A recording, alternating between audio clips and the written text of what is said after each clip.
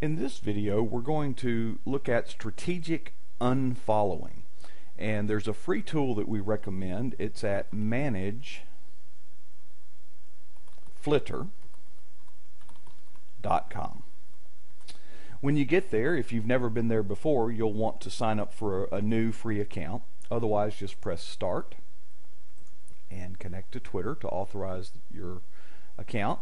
And it will begin loading the people you're following, the people that are following you, as well as a bunch of other account information. So depending on the size of your account, that could take a while. So while that's loading, let's look at some reasons why you should unfollow. It may seem a bit counterintuitive. After all, one of the primary ways that you get people to follow you is to follow people. So why would you unfollow? Well, let's look at this ratio between following and followers. And mine's pretty even, but let's make it absurd to illustrate a point. Let's say that I'm following 20.1K, but what if only 1,000 people followed me? People will make very fast decisions on whether or not to follow you. So if you see a very lopsided ratio like that, they might assume, well, gosh, this person is just terribly uninteresting.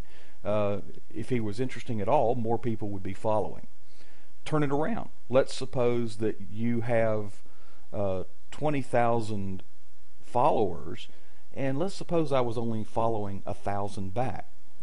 Well, that gives the impression perhaps that this person is extremely arrogant and doesn't think he needs to follow anybody, or perhaps this person doesn't follow back. So you're giving the impression that you're not going to follow back, so it would make it more unlikely that they would follow you in the first place. So try to maintain a ratio. I recommend 80 to 20.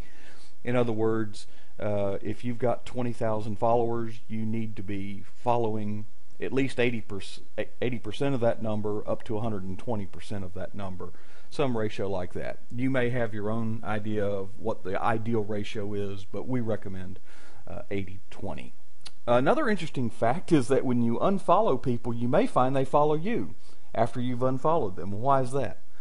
Well, because a lot of experienced Twitter users use tools that give them a daily report on who has unfollowed them. So after you unfollow people, you're going to show up on some of those reports, and people may have just said, why didn't I follow them? And they'll follow you. So the most important reason, if you happen to be stuck at 2,000, it is imperative that you unfollow some people.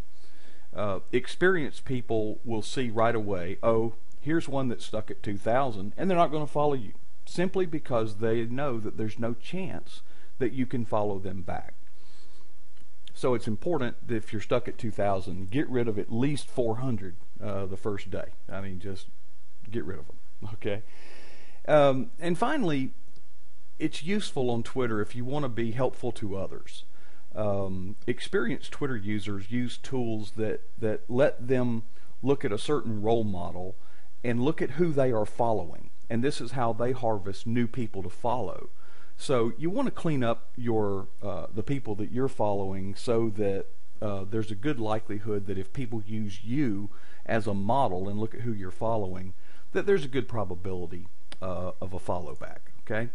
All right. Well, this is all loaded now, and Manage Flitter is one of the best free tools you can get because the unique features, it'll show you that here's the person I most recently followed, and it was follow number 20,063. Unfortunately, they present it in the order of the most recent first. Well, you don't want to unfollow somebody you just followed, so it's very important that we reverse the order to show you the people you followed first. Okay, so you do that by clicking on Order, and then you simply flip the follow order, and you'll notice that now the first one it shows is somebody that I followed 3,000 follows ago.